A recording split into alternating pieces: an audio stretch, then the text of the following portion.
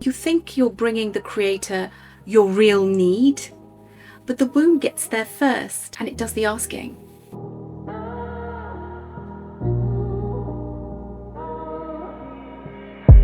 No one ever really taught you how to pray. We inherited it. We prayed the way our mothers did. We prayed the way our grandmothers prayed. And they were praying from burnout, from their nervous system that never really got time to rest.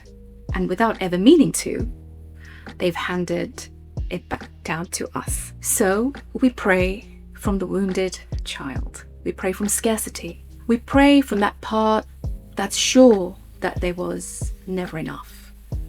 We pray from the mind. And the mind, we all know, have learned to be very small. It can only reach for what it already knows. We pray from our nervous system. And dare I say it, we pray from our ancestors' nervous system. We all know about generational trauma.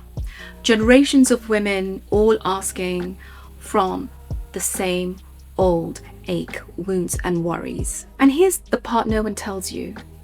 The womb doesn't just change how you pray. It changes what you ask for. You think you're bringing the Creator your real need, but the womb gets there first and it does the asking. So, what would you even pray for if you weren't praying from the wound? What would you be asking for? The wound in you doesn't only change how you pray, it changes what you ask for. I want you to start here. Tonight, when you pray, listen to your own words. How much of it is that you're asking for something, and how much of it that you're asking for that you wanted to stop. Please don't let this happen. Please, not that, anything but that. Do you hear it? That isn't prayer towards something. That's prayer running away from something. The wound doesn't know how to ask. It only knows how to flee, to escape. So ask yourself honestly, if you didn't have to sacrifice, if you didn't have to adapt, if you didn't have to please, because every one of those is a wound that is quite blind to us, what would you pray for? Maybe you've been praying for independence, and there's nothing wrong with that, but listen to the longing underneath it. Sometimes it's quieter than the prayer. I just want to be able to be with somebody and be safe. The wound asks for independence. The soul is asking for trust. So why don't you just ask for trust? Because you didn't know, because no one ever gave you the skills to find out. What is effective prayer actually is? What is effective prayer? You cannot ask for what you want if you don't know what you want. And most of us, unfortunately, don't know what we really want. And here's what happens when you don't know.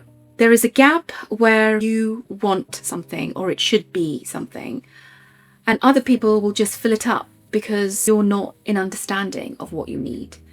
And easily because you fill it up too. You fill up the gap by the doing, maybe pleasing, maybe you'll call it caring.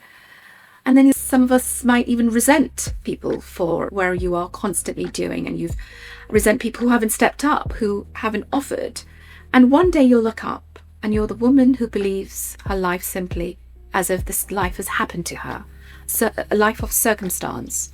Do you see that? Do you really see that? I want you to drop into that, because that's the shift that doesn't reverse unless you do something about it. Where awareness goes, focus goes. And where focus goes, energy flows. So is someone taking up more of your time, your energy, than you ever agreed to give? And when you are with them, are you even there? Because if you're not fully present with somebody, you're not doing them any justice, any favors, and you're not doing yourself any favors either. Because that time, it doesn't matter if it's 2% or 5% of your day. It's a time that you will not get back. It compounds. It becomes a percentage of your life on earth. Maybe you go to a sermon here or there, Friday prayers, talk, another course, another retreat. It feels like movement. You're doing something. It suits something. I'm doing something. But collecting and putting all these together is not committing. That's still survival. It's like wearing clothes of growth. And a life that never commits is a life that is not fully lived. Without clarity, you won't feel alive. You won't find the happiness you keep asking for. So let me tell you what is effective prayer actually is. It's presence. And presence gives you clarity, tells you what you actually want. The mind knows what it wants, but that is the prayer that will come out. But you need to find your non-negotiables, but from clarity, not from a wound of being the one who does everything, because a non-negotiable sets from there.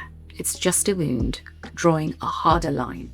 Same wound, new fence. That's my program. That's the portal. The truer self finally asking for what they want. If you want your prayers answered quickly, if you're ready to meet who really's been praying, the doors are open.